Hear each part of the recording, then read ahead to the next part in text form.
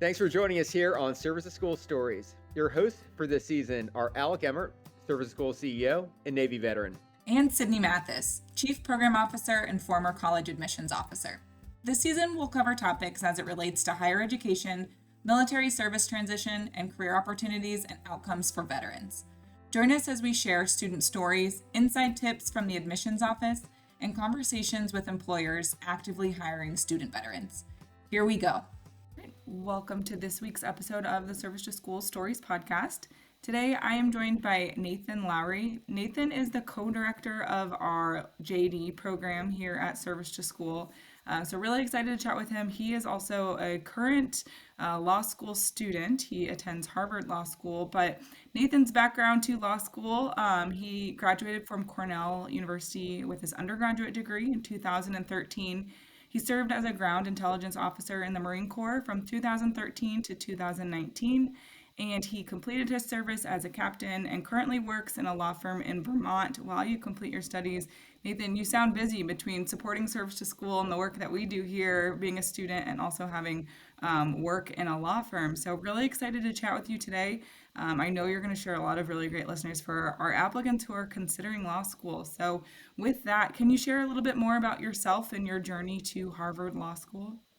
Yeah, sure. So, as you mentioned, I had graduated back in 2013, spent about 5.5 years in the Marine Corps in both Afghanistan and portions of Spain and Africa as well. I noticed, especially in Afghanistan, when it came down to decision making and when we would have delegations come to our base and essentially make decisions, give instructions, it was often civilian lawyers who were making a lot of the call.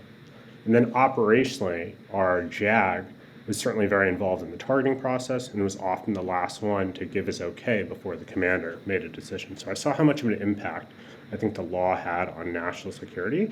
And I knew national security is where I wanted to hopefully be at in the future.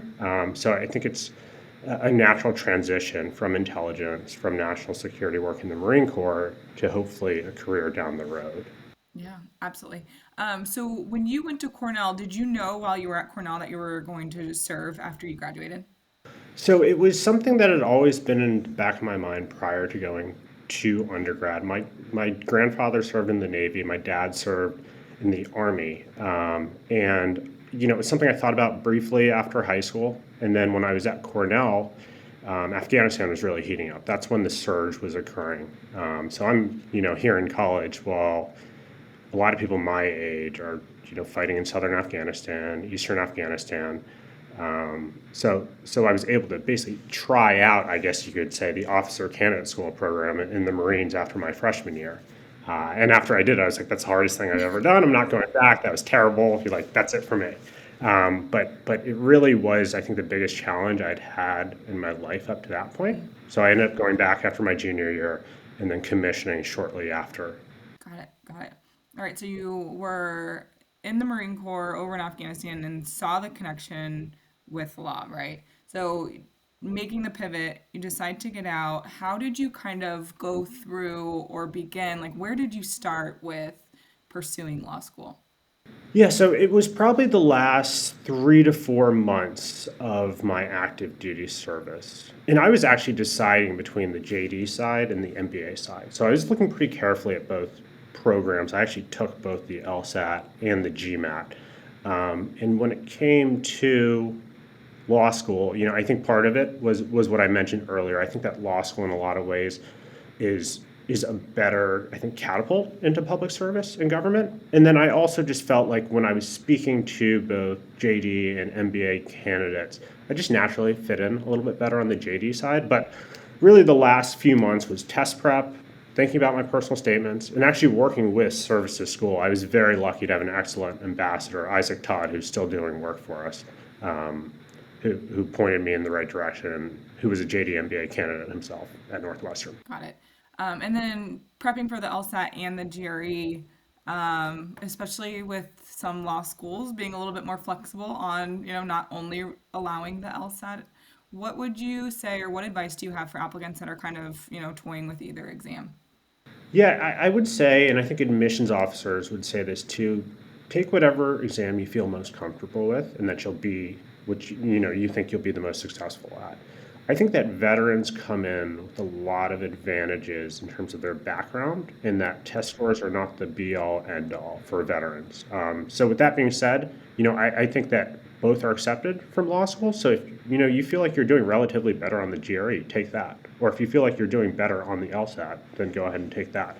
But I don't think there's too much of a difference in how admissions actually looks at the scores. Right. And then prepping for law school, right? So you were in a classroom environment, left that classroom environment in the military, and then kind of making that transition back. Can you help our listeners understand either things you did, things you wish you would have done, or how you best prepared yourself, especially for a pretty rigorous law school curriculum?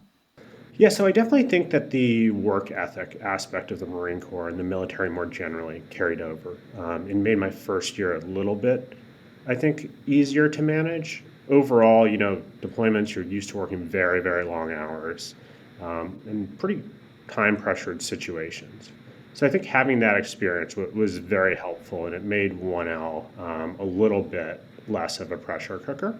I also think that coming from the military, you also have a little bit more perspective on what really, I guess matters in some way. There's no doubt that your first year grades are very important, but at the end of the day, and I'm fortunate to have had the opportunity to be at Harvard, like you will get opportunities as long as you pass your classes, which is pretty doable overall.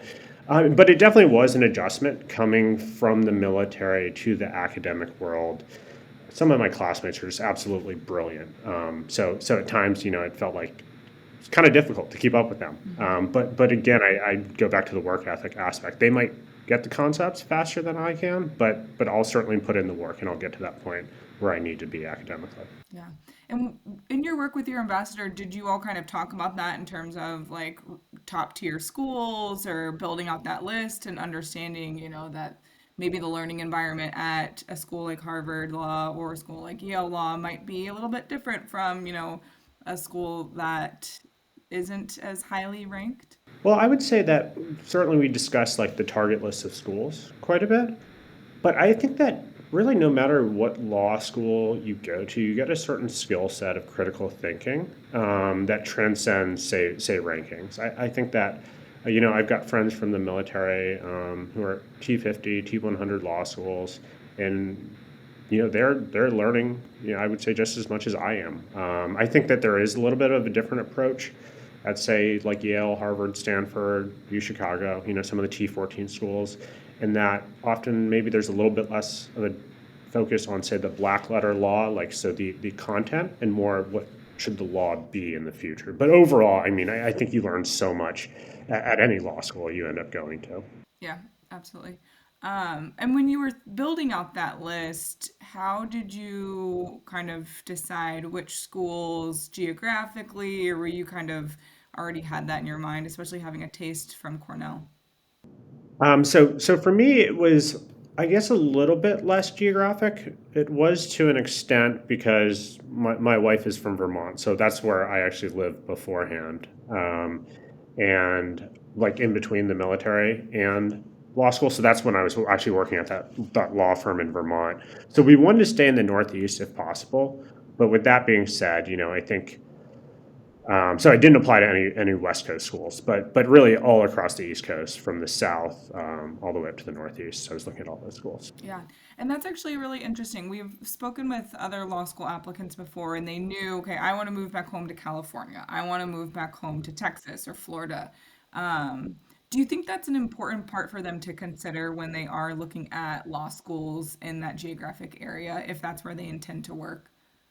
Yeah, so I would say that it really depends on the school. I would say most of the T14 law schools will transcend, say, state boundaries, and you can work really nationally in pretty much any like big law local environment you want. With that being said, I do think that there's something to be said, like if you're interested in practicing in Texas, going to University of Texas is a great option.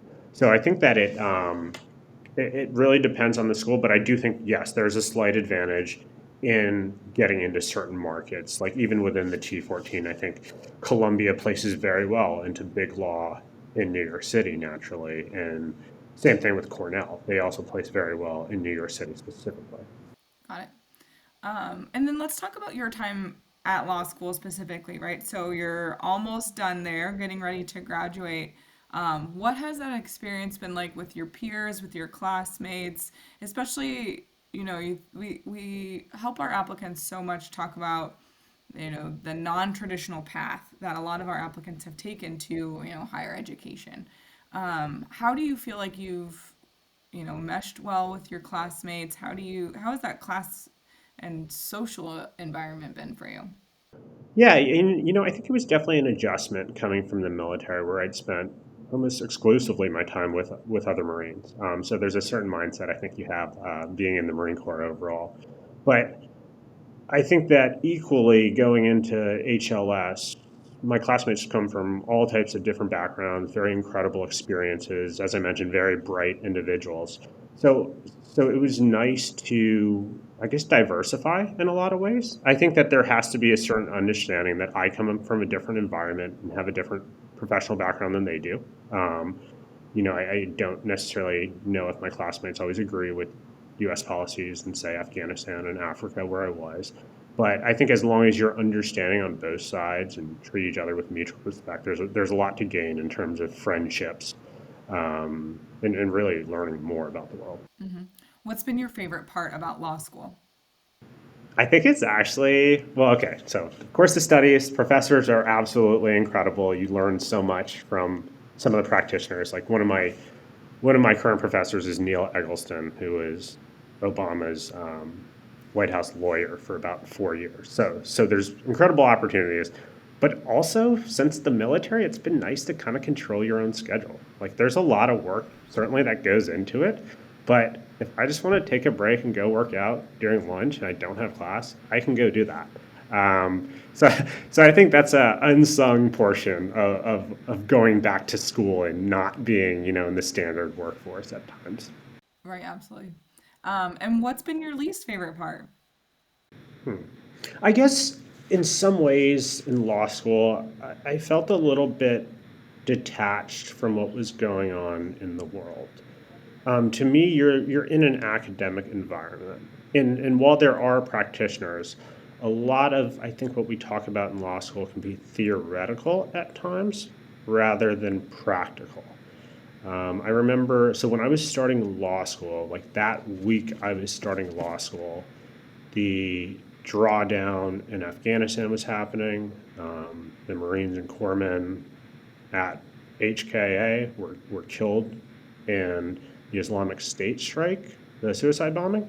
And I was sitting there like in orientation. I think we were talking about some civil balancing tests. And I'm like, what am I doing? And now since then, I do think I've gained a lot of knowledge when it comes to national security and the implications of policy decisions and the underlying law behind it. But at times you can feel very detached from some of the very important events going on in the real world. Yeah, absolutely. And then so you knew you wanted to kind of go the policy route, national security.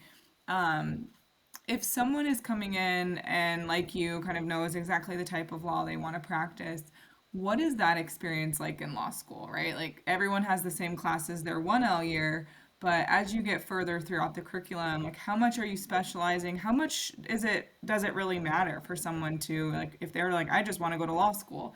How much does that impact, their academic experience? Yeah. So as you mentioned, there is that kind of core curriculum to start out.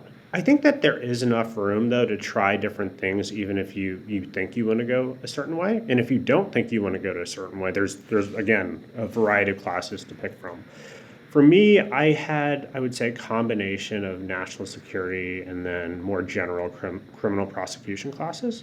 Um, you can be very selective with your schedule, and I probably could have taken only law of war, international law, and national security focused courses, but I also wanted to spend a little bit of time in, say, the white collar world. domestically, or I'm taking a corporations class right now. So I think there's a lot of time to explore if you don't know what you want to do. And both your 1L summer and your 2L summer are good opportunities to test things out and see if certain types of law or certain firms are the right fit or not. Yeah, that's great. And kind of going on that same avenue, so testing things out, have there been any like clubs, student organizations, or activities that you've been a part of while you're in law school? Yeah, so I've been very involved in the Armed Forces Association. I'm one of the co-presidents, along with Phoebe Kotlikoff, who's one of my classmates. She was in the Navy. And then I'm also involved in the National Security Journal as well. So, really in some ways continuing some of the work I'd done before. I am also a proud member of the In Vino Veritas Wine Club. Can't say I'm on any type of leadership for it, but that's also a fun one. So those are my three activities. Probably a little bit more emphasis on the first two in terms of impact than the last one. That's awesome. I'm surprised you didn't say that's been your favorite part of law school. Yeah, I mean it has been pretty good. And then let's talk about, relationships with professors, with faculty members. What advice do you have for, people who are considering law school or currently in law school in terms of establishing those relationships? How important is that? Yeah, I mean, I definitely think it's very important, and I think it's very doable. I would say, in terms of the relationships I've established, it hasn't necessarily been like, oh, I want to focus on this big name in national security or this big name in litigation. I think the relationships I've built with professors are, yes, focused on subjects, but a lot of it has also been personality. Um, Two of my professors, especially Professor Nagin, who's the head of the Veterans Legal Clinic, he's just an incredible mentor. And I knew from day one he was just a good human being. And we've built a substantial relationship. Even though I won't necessarily do, say, strictly veterans law after this, he's taught me so much about litigation generally. And then just another instance, I had a professor in my modern surveillance law class, Professor Salgado. And again, he's just a very good human being, willing to help out. He helped me prepare for one of my interviews for Department of Justice, which I'll be doing after law school. And he was just so unselfish with his time. And so really it was the personality, I think, that drew me to them in addition to the subject matter. And I would say those are the mentors to look out for. Don't necessarily just look for the big name. Look for someone who really cares about your education and is willing to take that extra time.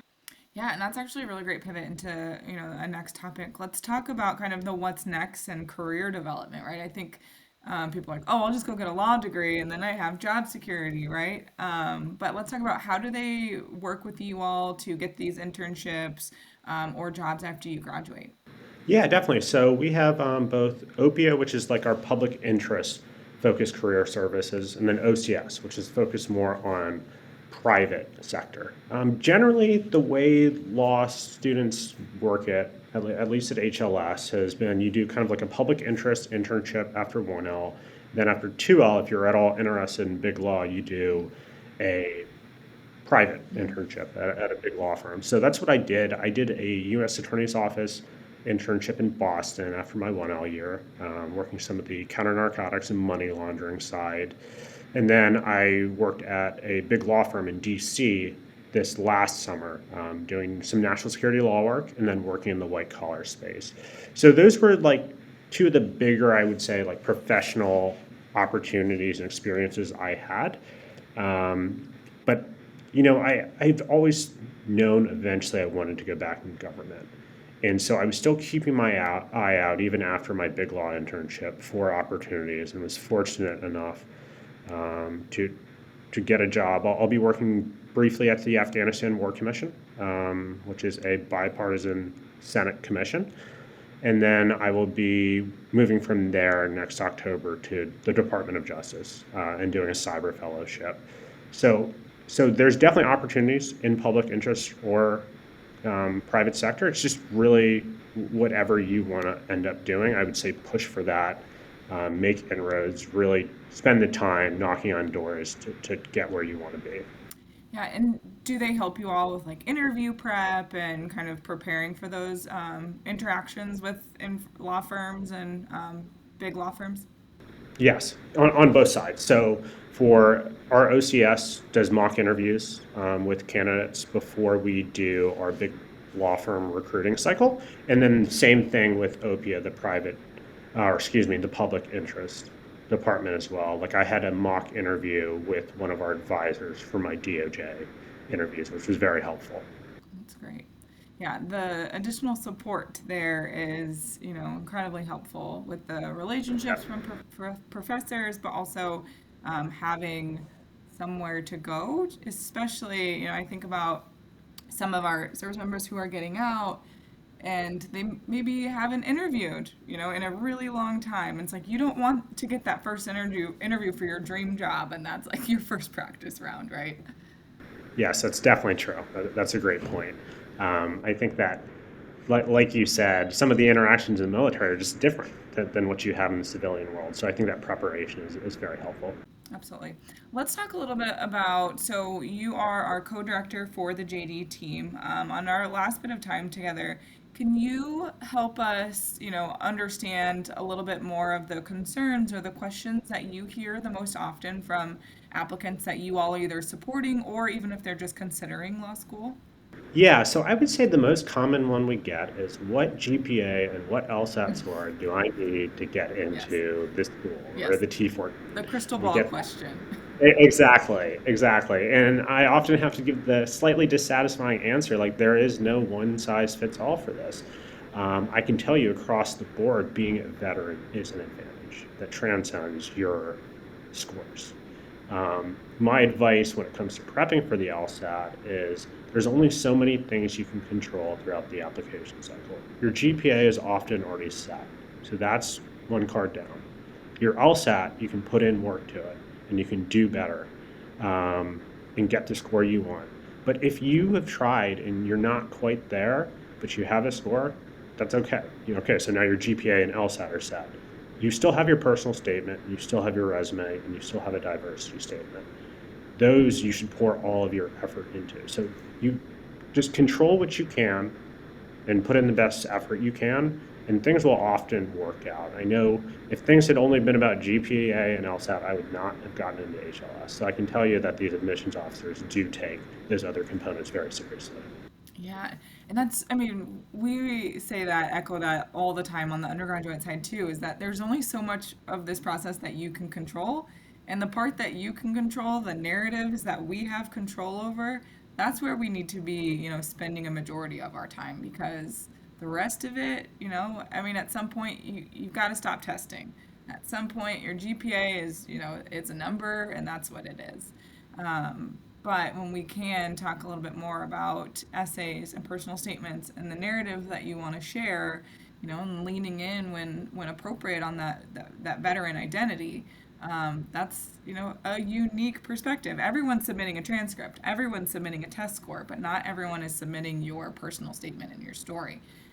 So I think I love hearing that advice is kind of, still relevant, especially when individuals are pursuing graduate school. Yes, 100%.